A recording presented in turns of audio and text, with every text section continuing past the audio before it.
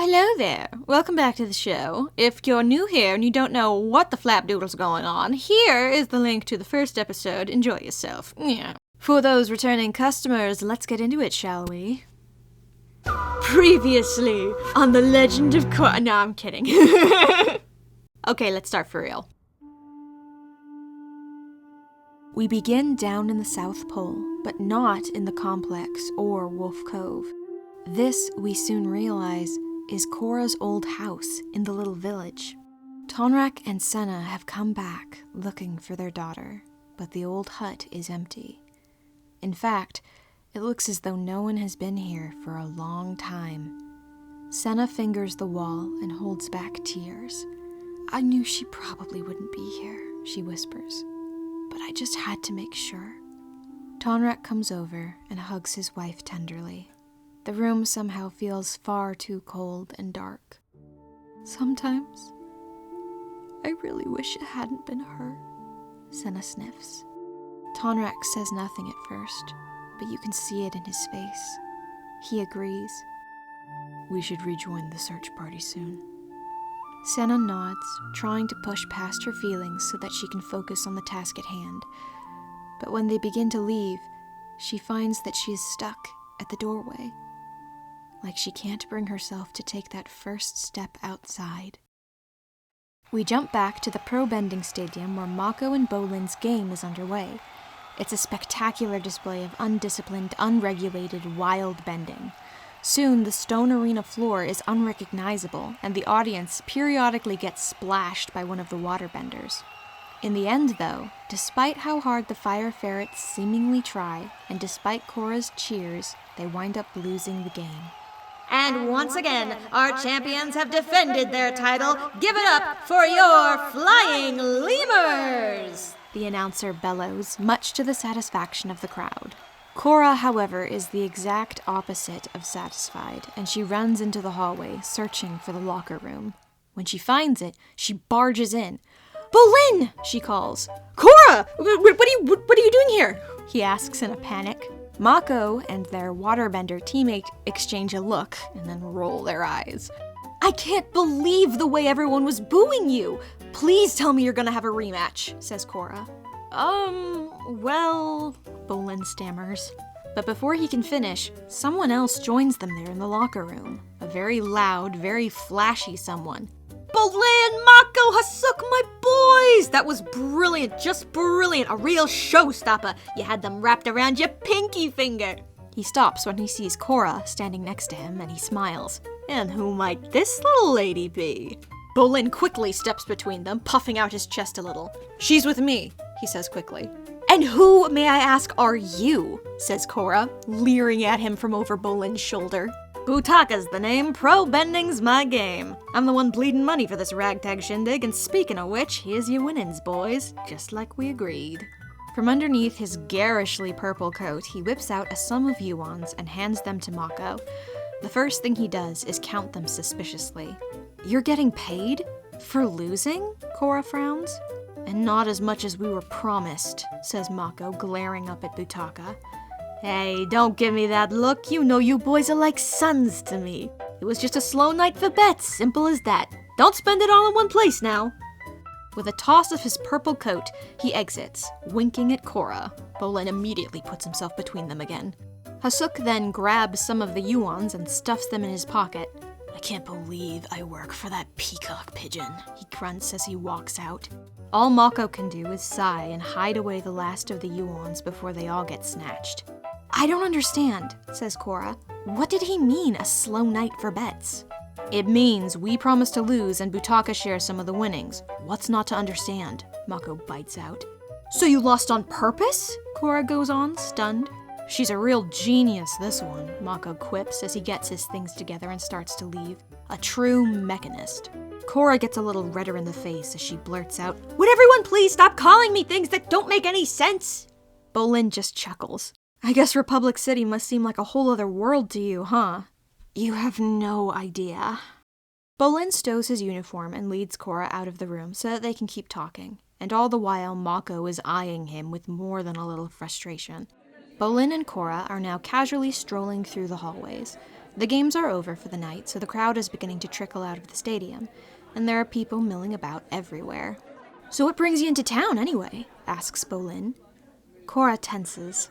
"Oh, well, I don't suppose you've ever heard of the Avatar, have you?" she asks, thinking she'd better be out with the truth sooner rather than later.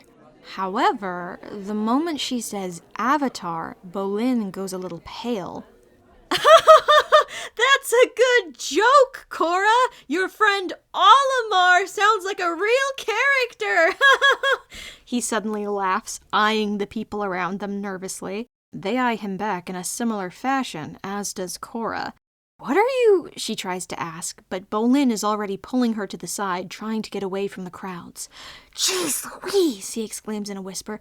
"Okay, Korra, here's the play-by-play. We don't talk about how great bending is in public, and we sure as heck don't mention the AVATAR. But the Avatar is supposed to..." Bolin freaks out again, raising his hands urgently. "This isn't the South Pole! You can't go around mentioning the big cheese of Benders himself all willy-nilly! You can never know who's who and who might be listening." Or at least that's what Mako always says.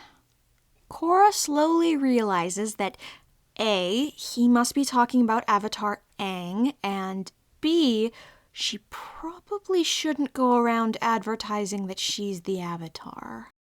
"Right," she nods slowly. Bolin calms down and asks, "What does he have to do with you coming to Republic City anyway? The guy died like 17 years ago."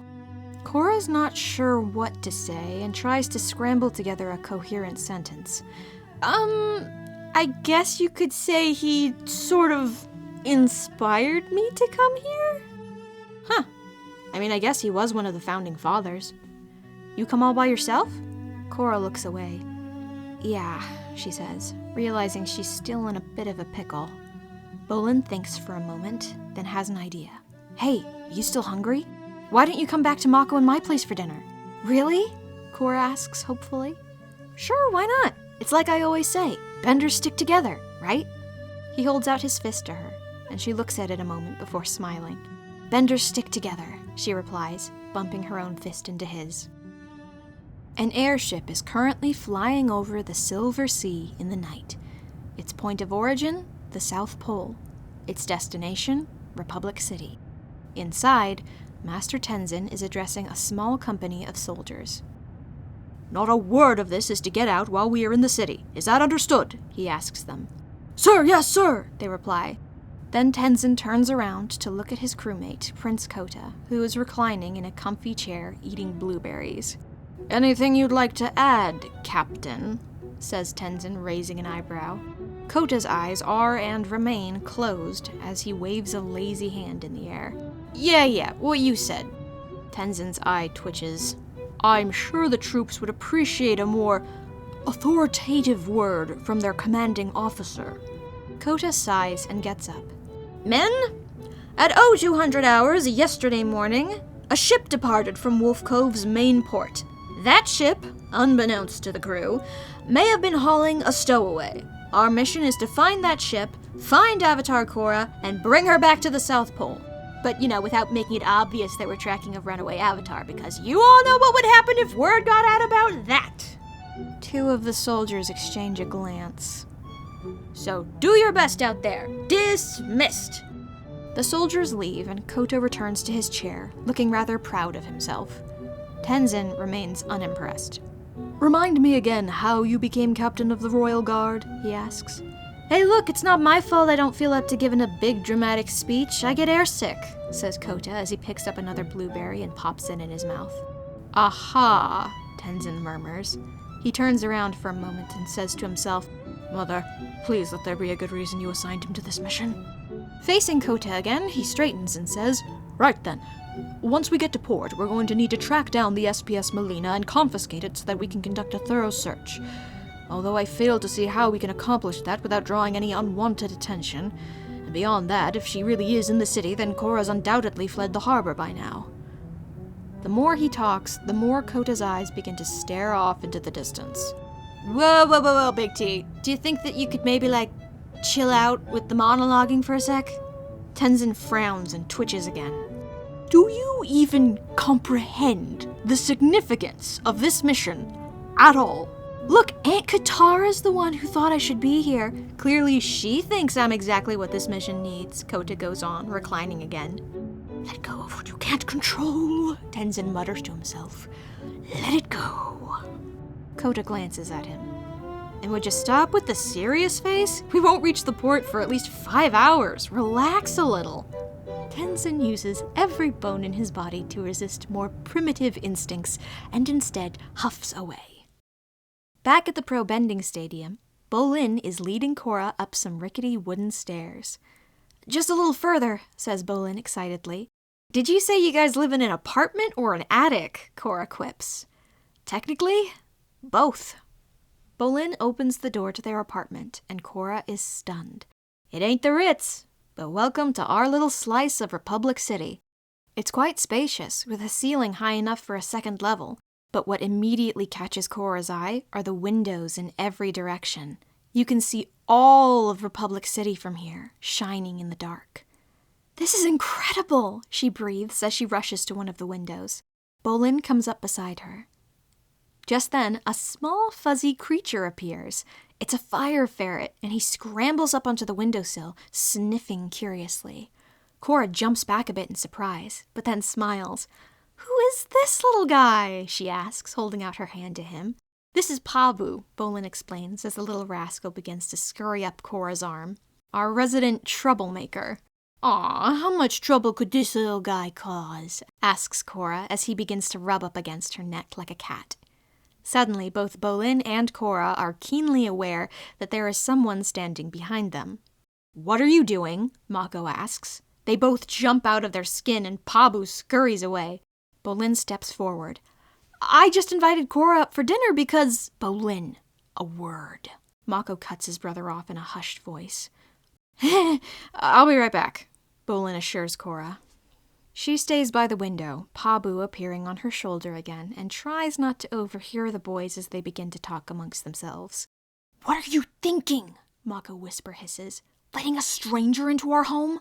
She's been having a rough day, okay? I just thought—" "Stop thinking! Every time you do that, I end up paying for it. We don't know her.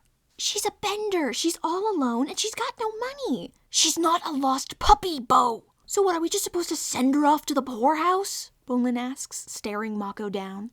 Then he makes an imploring face at his brother. They both know that the poorhouse is just about as bad as sleeping on the street. Even worse when you're a girl. Mako's hard expression eventually begins to crumble, and he sighs. "You're not going to budge on this, are you?" "Nope," says Bolin as he folds his arms. Mako looks at his brother, then at Korra. Then sighs one last time, finally caving. He dramatically turns and rolls his eyes, starting for the kitchen. "I'll get started on the rice." Bolin grins from ear to ear and turns back to Korra. "So, you ever had fusion food before?"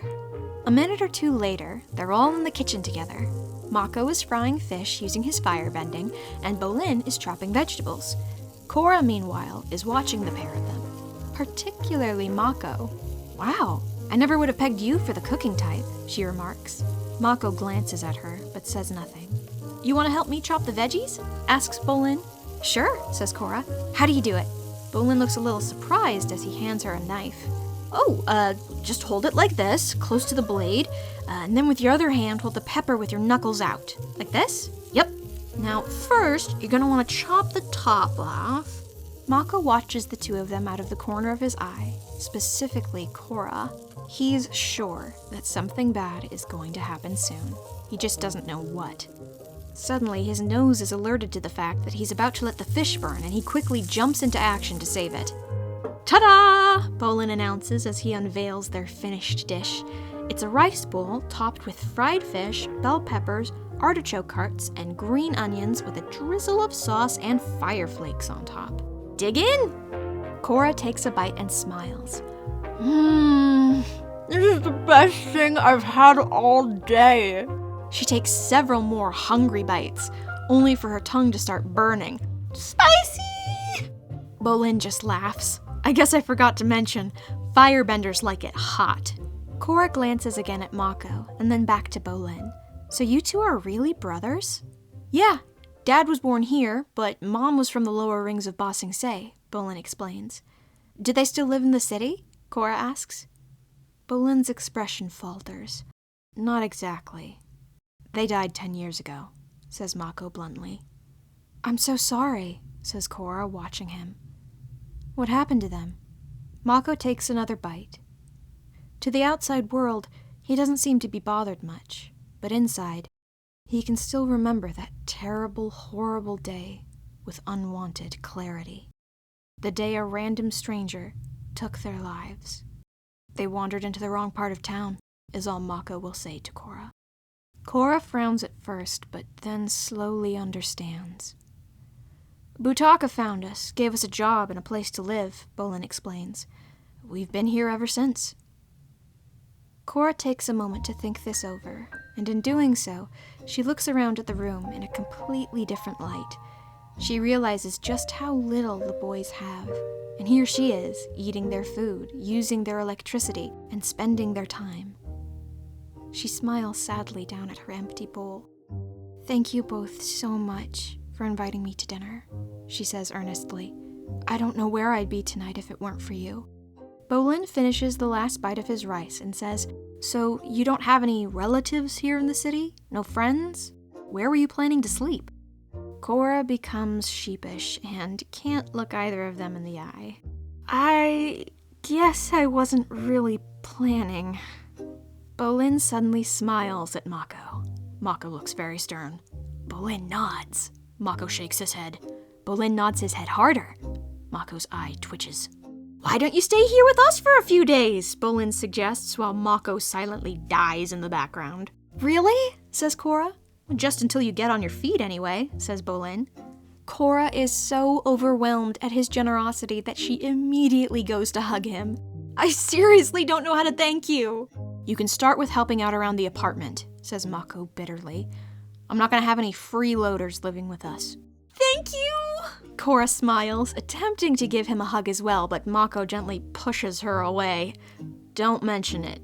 Seriously. I'm going to start earning my rent right now, says Korra with newfound determination. She's never had to do anything like this before, and the idea of it all sounds new and exciting. She gets up, collecting everyone's dishes, and brings them over to the sink where she uses her waterbending to make short work of them. Bolin smiles at Mako, as if to say, what I tell you, this is a great idea. But Mako can only frown at him and eye Korra suspiciously. It's a short while later, and the dinner things are all put away. Bolin is currently setting out some pillows and blankets for Korra on their couch, and he finishes with a flourish. Welcome to your hotel suite, madame. Why, thank you, sir, she replies with a bow, stowing her duffel bag down by the foot of the couch. Suddenly, Pabu appears and curls up in Korra's bed. Hey, that's not for you, says Bolin, trying to get him to move, but he keeps slipping through Bolin's fingers. Eventually, Pabu hides on Korra's shoulder while she just laughs. It's all right, he can bunk with me if he wants, she says, scratching his chin. Okay, if you're sure. Bathroom's downstairs to the left, just holler if you need anything. And I think that's it. So, good night, I guess. I'll see you in the morning, says Bolin awkwardly as he shuffles away to his loft bed. Good night, says Korra with a smile. As she strokes Pabu in her arms, she takes a moment to look out at the city again, and she thinks about everyone back in the South Pole. She knows she can't hide here forever, but she is going to be in so much trouble when she gets back. She needs to come up with a plan within the next few days, or else she really will be grounded until the end of time, and not even being the Avatar is going to soften the blow. Just then, she notices a face in the reflection of the glass, and when she turns around, Mako is there. Let's get one thing straight, he says, narrowing his eyes. Any hint of a smile Korra might have had is gone now. You're here out of our good graces. If I find so much as a grain of rice out of place, I will not hesitate to turn you out onto the street. Got that? I got it, says Korra seriously. Good, he says, turning around and heading for the loft. But he pauses on the ladder. And one more thing. Don't you dare hurt my brother. With one more cold glare, he disappears into the loft. "Good night," Korra tries to call after him, but she knows he won't listen. She sighs as she gets comfortable on the couch with Pabu. With one hand, she strokes his fur, and with the other, she pulls out her Naga pendant again and looks it over. "Why do you think she sent me here instead of taking me home?" she quietly asks Pabu, but he's already snoring. "You're right. Tomorrow's problem." Korra curls up, content to forget about everything for just a few hours. Korra is dreaming. She's lying in a large grassy field, watching birds fly overhead. Only they begin to not look like birds anymore, instead taking the shape of sky bison. Suddenly there's a big bison right next to her, his face looming over hers.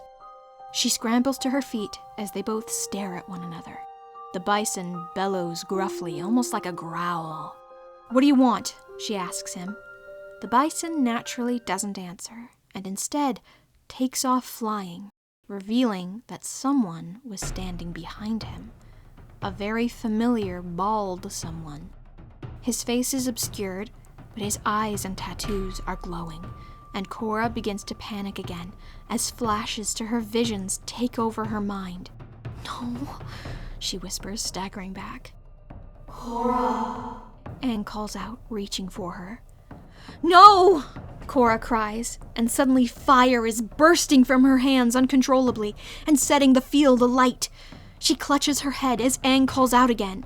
"Korra, listen! I can't hear you!" The whole world is enveloped in flames and smoke and flashes of faces. "Korra! Korra! Korra, wake up!" Korra suddenly sits up in the living room of Mako and Bolin's apartment, a little out of breath and sweaty. "Are you okay?" asks Bolin. "You looked like you were having a bad dream." "Fine. I'm fine," she says, swiping at her face and trying to calm herself. She looks up at the pale morning sky. "What time is it?" "Time to get up. We're heading to the Bender's Market, and you're coming with us," says Mako, tossing her an empty bag. Korra looks down at it and frowns. "What am I supposed to do with this?" Mako raises an eyebrow. It doesn't take long for Korra to figure out that she's helping to carry the groceries today. But she doesn't look particularly thrilled about it. She yawns in the cold morning air, her arms dragged down by 2 heavy bags, as Mako stands beside her and Bolin rushes about from stall to stall, haggling for fresh ingredients at the Bender's Market. Mako glances at her, almost amused. "Tired already?" he asks. "Aren't you?" she replies, turning back to Bolin, who hasn't stopped moving for even a second. "Is this on sale? I'll give you 2 yuans for the bundle. Pleasure doing business with you, sir." "Doesn't he ever get tired?" Korra continues. "I've been waiting for that for about 16 years, Mako deadpans. "Oh, guys, check it out! The persimmons are in early this year!" Bolin exclaims, gesturing to one of the stalls. Pabu, who is sitting on his shoulder, eagerly points as well. "We don't have the money for extra expenses," says Mako practically. "And don't you think you've bought enough already?" Bolin looks down at the 2 very full grocery bags for a moment, then back up at Mako and innocently says, "No," while Pabu shakes his head. "Ugh. Bolin, I think we need to go over what budgeting is again." A woman suddenly cries out nearby, and everyone in the market stops what they're doing and turns to look in her direction. The woman in question is a stall owner, and one of her displays of cabbages have been knocked onto the ground. "My cabbages!" she says in a panic. Beside her, 2 young men, dressed in similar clothes, are laughing. Everyone else in the market either glares at them or tries to distance themselves from them. The woman's father steps out and confronts the laughing men. "Have you no shame?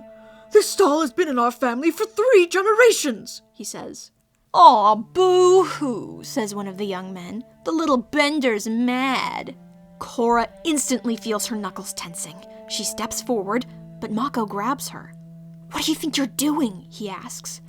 "Helping them," she answers, expecting the boys to be sympathetic, but they both frown.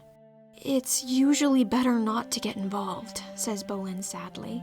Suddenly, the father is being slapped, and a second basket of cabbages goes tumbling to the ground. Only then do the two young men leave. After they're gone, one or two nearby shoppers come and help the cabbage merchants set up their stand again. See, it's fine, says Mako in a hurry.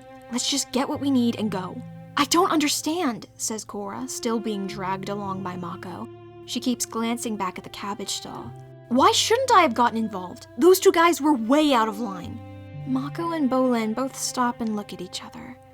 The idea is that you just don't want to potentially start a fight, says Bolin. That almost never ends well for benders. How on earth would a bender lose a fight to a non-bender, asks Korra. It's not about winning, says Mako. It's about getting arrested for assaulting someone with bending. It's illegal in the city. I mean, I'm pretty sure it's legal everywhere, but here it's a one-way ticket to jail for sure, Bolin adds. The council made a ruling a couple decades back. Bending is registered as a legal weapon. Oh, says Korra, understanding but still upset. Well, I don't have to use my bending to stick up for someone. I still could have done something. Look, Korra, take my advice on this one, and just don't cause trouble. You have no idea what one action can do in this city, says Mako with a sigh. Korra pouts, but that's the end of the conversation. Along the edges of the market, slinking around a fish stall, there are two scruffy-looking men, and they've got their eyes on Korra. Who they are and what they want is unclear, but they don't seem to have any intention of approaching Korra, for now.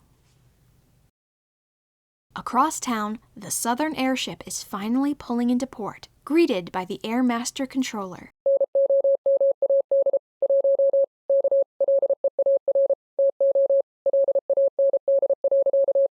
Upon landing, Master Tenzin and Prince Kota exit the ship escorted by 8 soldiers. The moment they enter the airport, they are greeted by the airport director and his secretary. They bow and they meet. Prince Kota, we're honored to have you here. And Master Tenzin, says the director, only just hiding the twinge of disdain on his face. What brings you to our fair city? Private water tribe business, says Tenzin plainly. If you'll excuse us, please. Of course. Your requested vehicles are waiting for you outside. The director bows again, but as soon as Kota and Tenzin leave, he glares up at them. Inform the boss that we have some unwelcome guests, he says to his secretary. Yes, sir, he says and leaves. Kota and Tenzin, meanwhile, are descending the stairs that lead to the exit. So, you want to grab something to eat before or after? Kota asks, making Tenzin twitch again. How is it that food is the only thing on your mind? Can you blame me? Flight snacks are fine, but I need me some real food. As they approach the airport's front doors, their escorts quickly close ranks around them in response to the small crowd that is waiting for them outside. It's a gaggle of nosy reporters and the odd enthusiastic bystander. Someone must have slipped that Southern royalty was arriving in Republic City. The reporters try to get close, clutching their notepads and pens, with a few of them desperately trying to get decent shots of the important pair with their clunky cameras. Oh, brother, Tenzin moans.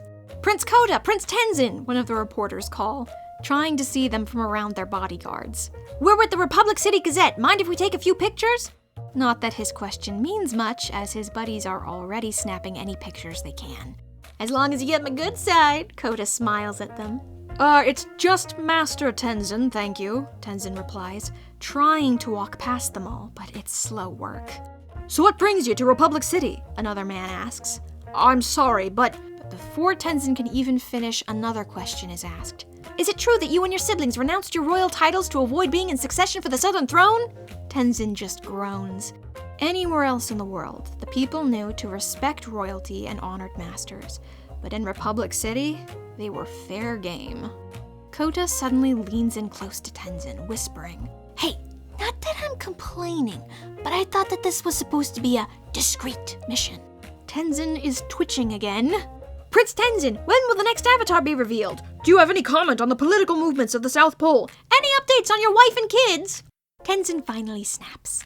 Our business is our own. Come on, Kota. But I wasn't finished! Tenzin grabs hold of Kota, and with the help of their escorts, they plow through the paparazzi until they reach their ostrich horse-drawn carriages that are waiting for them. Tenzin slams the door shut and folds his arms in a huff. Take us to the seaport, he snaps at the driver. When the Water Tribe soldiers have situated themselves in the front and rear carriages, the procession begins to move down the road. What was that all about? Kota asks.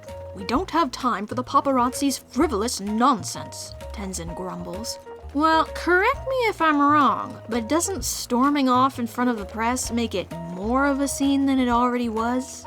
I am not about to parade myself around like some sort of dancing hog monkey. All right, Kota shrugs. But did you have to ask for a lame-o ostrich horse escort?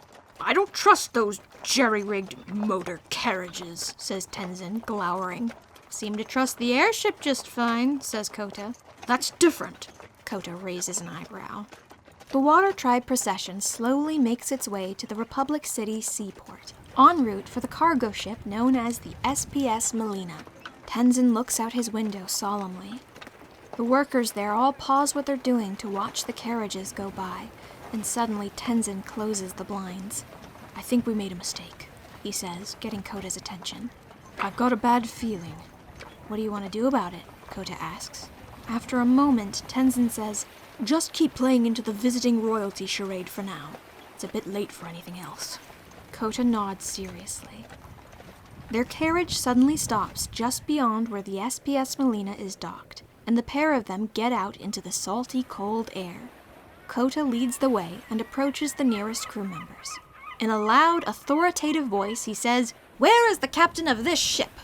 Who wants to know? One of them replies carefully, eyeing his official uniform. Prince Kota of the Southern Water Tribe. Prince Kota? Everyone turns to look at the captain as he walks off the ship. He seems more surprised than anyone, and yet not surprised at all. And to what, may I ask, do we lowly sailors owe the pleasure of His Royal Highness's presence? We've come to temporarily commandeer your vessel. If you would please vacate all of your personnel from the premises. What? The captain cries. In layman's terms, vamoose, lazy Susan! The captain scowls, watching the guards with their spears and Tenzin with his strange robes and tattoos. He nods and does what he's told, but he is keeping a close eye on these unexpected visitors. Tenzin and Kota board the ship with 6 of their 8 guards and head below deck looking for clues. So what are you thinking? Asks Kota as they search in between crates and around narrow corners. Did she stow away? Was she kidnapped? Without evidence, we cannot jump to any hasty conclusions, says Tenzin. I only hope that there's something here in all of this mess that can give us a clue. The pair split up, searching every nook and cranny, when Tenzin comes to a spot where it looks like there are burn marks. On the ground, he finds a strand of long brown hair. Korra, he realizes. Kota suddenly appears beside him. She really needs to do something about those split ends. Back at the morning market, Mako, Bolin, Korra, and Pabu are just finishing up their shopping spree. Thanks, Shen. See you on Monday, Bolin calls to one of the shopkeepers. Well, that was fun, he says with a stretch. Mako and Korra, however, do not look like they're having fun as they jealously stare at Bolin and his empty hands, leaving the two of them to carry all of the groceries. Bolin goes on for a bit, lost in thought. So I'm thinking tonight we make some bean buns, and tomorrow how about some curry, huh? Fuel up for the next game? Korra isn't listening, though. Instead, she's still thinking about what happened earlier.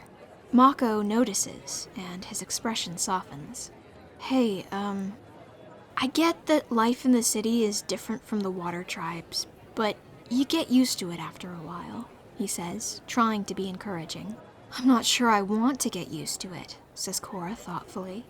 Look, I'm not saying it's right, or that I like it, but you can't force people to think the way you do. The only way we get along is if we don't rock the boat. But how will that lead to things getting better? It's not my job to make things better. My job is to look after myself and my brother. But if you could make a difference, if you could make things better, you would, wouldn't you?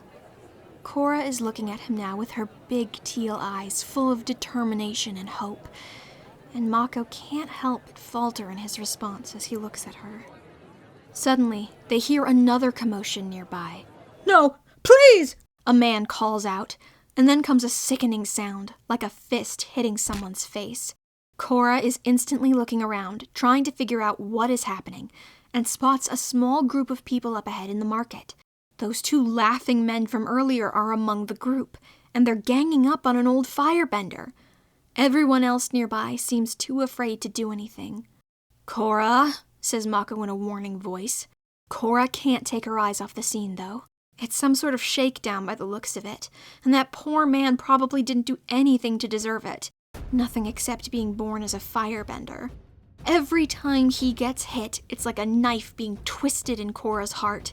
It gets worse when one of the laughing men turns around, sees her, and grins. "Just keep moving, Korra," Mako hisses, trying to push her along.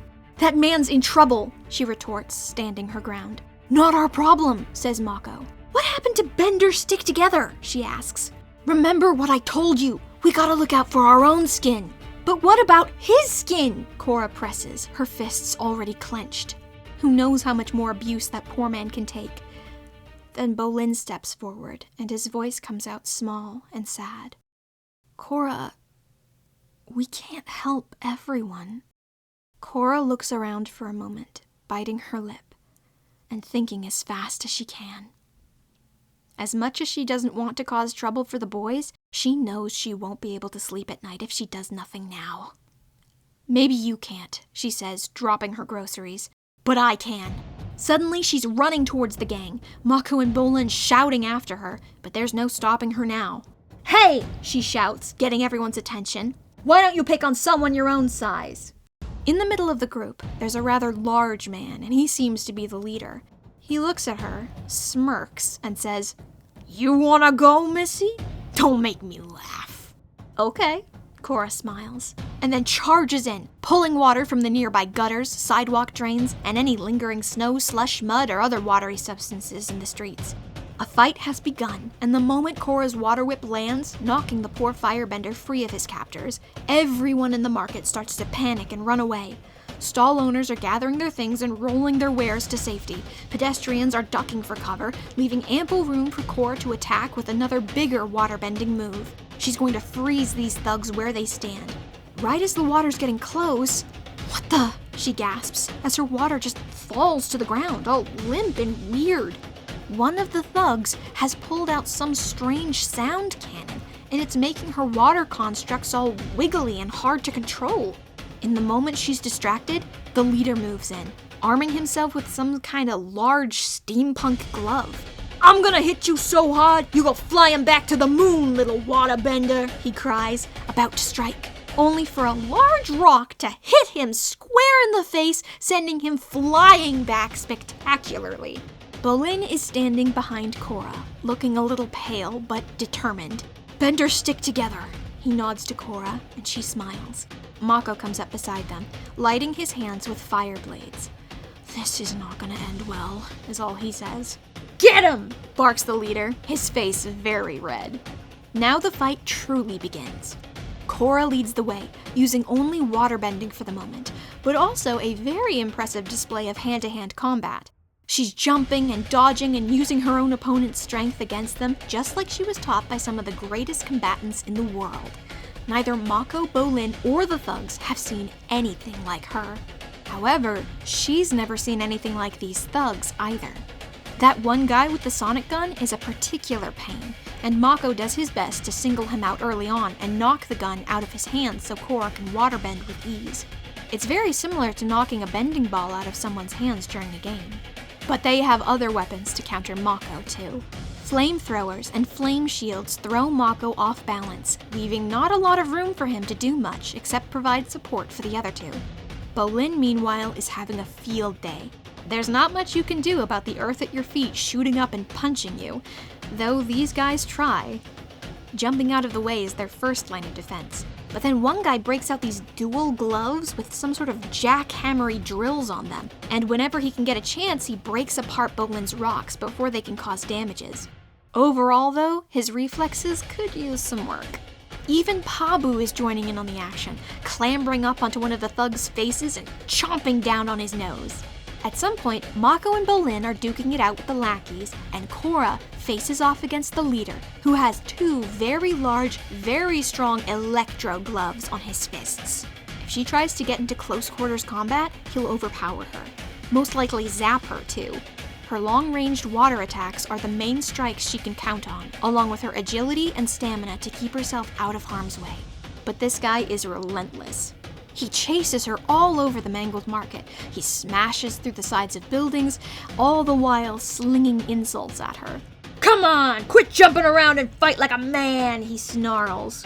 Korra smirks. Funny, I was just about to say the same thing to you. During all of this cacophony, Bolin suddenly launches a rock that misses its intended target and goes flying towards Korra by accident. He doesn't notice, but Mako does, and he calls out to her, trying to warn her. Korra is just about to be attacked by the gang leader when she looks over and sees what Mako's warning her about. In that split second, she shifts her weight and ever so slightly throws the rock off course with her earthbending so that it misses her. And in the same fluid motion, she's dodging the leader's punch and sends a nasty kick to his head. Then she summons every drop of water nearby and completely wipes the floor with him. He falls to the ground, unconscious, with the rest of his goons. Ha ha! Korra cheers, standing over them. Who's laughing now? Mako, however, is looking very concerned.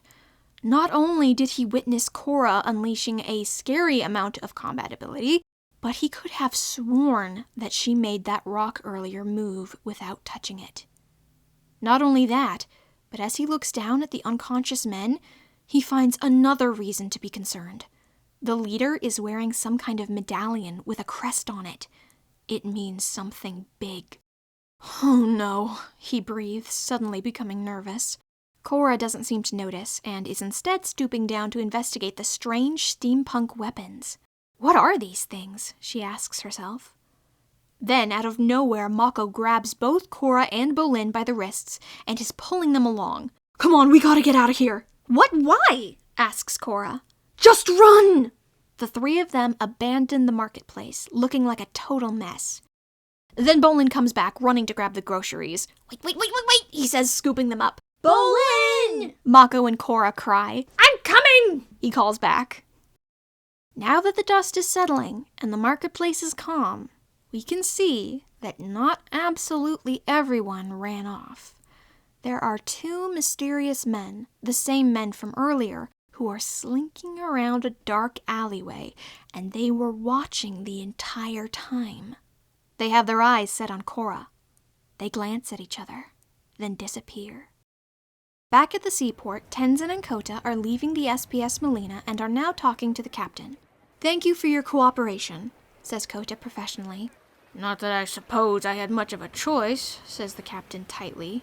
"Before we go," Kota continues, "we'd like to ask you a question or two." The captain looks curious. "Did you, by any chance, see someone strange go through the seaport since you docked? Maybe someone you didn't recognize?" Are you looking for someone? Asks the captain. Kota remains silent, unsure of what to say. The captain gets the message. I didn't see anyone. Sorry to disappoint you, he says. Kota nods. Have a good day. He and Tenzin return to their carriages, and once their little procession is moving again, the 2 of them alone, Kota looks up at his first cousin once removed. "Copper for your thoughts," he says, noticing Tenzin's frown. "We'll need to send word back to the palace that she's here in the city," he says thoughtfully. "But after that, I don't even know where to begin. We can't go around asking questions. We especially cannot go around describing her appearance. But that does make this mess all the more complicated." He looks out the window at the city, so big and so vast. "So, what do you think the odds are someone else has already found her?" asks Kota, leaning forward. "Speculation does nothing for the soul," Tenzin sighs. Kota is silent for a minute as he nods and thinks. Then he says, "You want to get brunch?" Tenzin reclines in his seat, trying to remain calm. We're heading to the Southern Water Tribe Embassy to formulate our next move. Then yes, we can get brunch.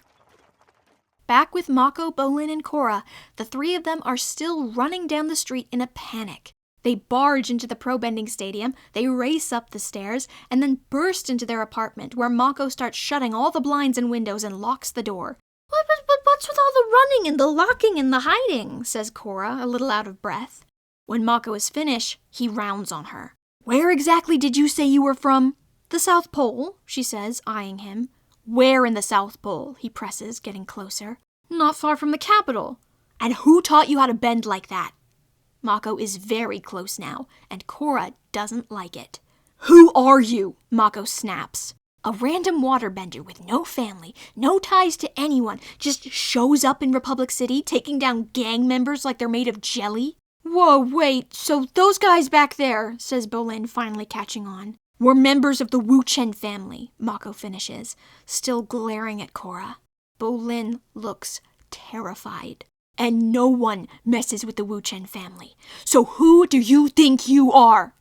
Korra presses her lips together tightly, trying to think, but she ends up shutting her eyes and blurting out, I'm the Avatar, okay? Mako and Bolin both stare at her for a moment. Korra can't meet their eyes. I'm the Avatar. You expect me to believe that? Mako suddenly says. Korra blinks. Mako, maybe you shouldn't... Bolin tries to say, still staring at Korra in bewilderment, but his brother cuts him off. Can it, Bolin? I want the truth, or else you're out of here. Korra frowns and suddenly holds up a flame in her hand. That was the truth, she says bitterly. Mako stares at her flame for a good long while, still hardly believing it. Beside him, Bolin's jaw has dropped. Are you serious? He asks. Korra nods, putting her flame away. Oh my... Holy... If you're really the Avatar, says Mako, still giving her the skeptic eye, then what in the world are you doing here? Shouldn't you, I don't know, be living in the Southern Palace or something? Why are you all alone? Why hasn't there been some sort of announcement? We've been waiting for you for the last 17 years. It's not my fault, says Korra, getting defensive. I've been in protective custody for most of my life. The elders told me that there were people in the world who wanted to hurt me. So they kept me a secret until I was trained enough to protect myself. And now, says Mako pointedly. Korra tries to think of what to say. She doesn't want to confide such a tender secret to them just yet, especially now that it's become more than a little embarrassing. I didn't plan to come here. It was sort of an accident, she eventually says. But I think I'm here to help. To fix things. Mako finally backs up, taking in her words. Bolin smiles, feeling excited. Korra remains grave, unsure about what she's about to do. She knows that she shouldn't go gallivanting off into the city. She should contact the South and straighten this whole mess out. She's not even a fully fledged Avatar yet. But there's this tiny nagging voice that's sprung up inside of her. It's saying, I want to be the Avatar my own way. So what if she hasn't mastered the Avatar state or connected to her Avatar spirit? So what if she doesn't know how to airbend? She can still make a difference in this city. She's the Avatar. She's going to play this by her own rules. As Korra becomes more confident, however, so are other people in the city. Far off in the industrial sector, where the grimy factories are pumping out black plumes of acrid smoke and chemicals, beneath the muddy city streets, down in the rat-spider-infested darkness, we see our two mysterious friends from the Bender's Market. They're walking through a series of odd-looking hallways on their way to meet someone. A guard clears them to enter a small room. Inside, the first person they see is the mysterious man from the seaport who talked to the captain. He's still in uniform, but this is only a lieutenant. His leader is standing behind him, somewhere in the darkest corner of the room. We followed that bender like you told us to, says the first spy, for in reality that's what the two men are. Their leader, wearing a hood, shifts ever so slightly. She's made some friends, a couple of punk earth and firebenders. Your orders were to report when you had valuable information, says the lieutenant with a frown. Well, then the boss will be happy to hear that she's a special kind of trouble. She's trained, professionally, and she picked a fight today. You want to guess with who? A bunch of Wu-Chens. That gets their leader's attention. Oh, really? He says in a deep yet gentle voice. We can't see his face. Underneath his hood, he's wearing a mask. In his hands, he's fingering some kind of small device. Send a messenger. We'll have to inform the Wu-Chens of this terrible embarrassment so that they can... He whips out his little toy, and it's revealed to be a knife. Pay her a visit.